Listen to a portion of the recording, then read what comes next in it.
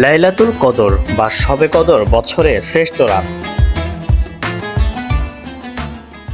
এই রাত হাজার বছরের চেয়ে উত্তম।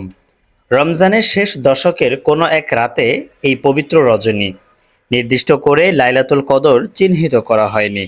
হাদিস শরীফে এসেছে, তোমরা শেষ দশকের বেজোড় রাতে শবে কদর তালাশ করো।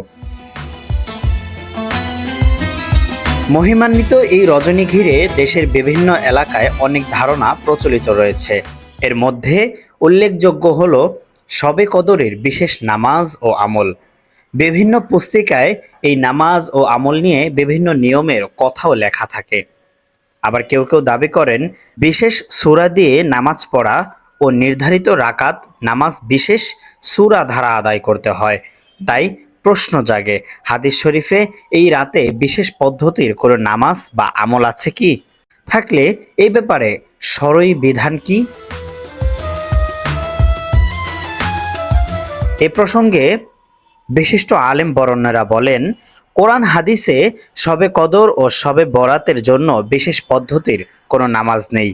সবসময় যেভাবে নামাজ পড়া হয় সেভাবেই পড়বেন, অর্থাৎ 2 রাকাত করে যত রাকাত সম্ভব হয় আদায় করবেন এবং যে সূরা দিয়ে সম্ভব হয় পড়বেন। তদ্রূপ রোজা বা অন্যান্য আমলেরও বিশেষ কোনো পন্থা নেই।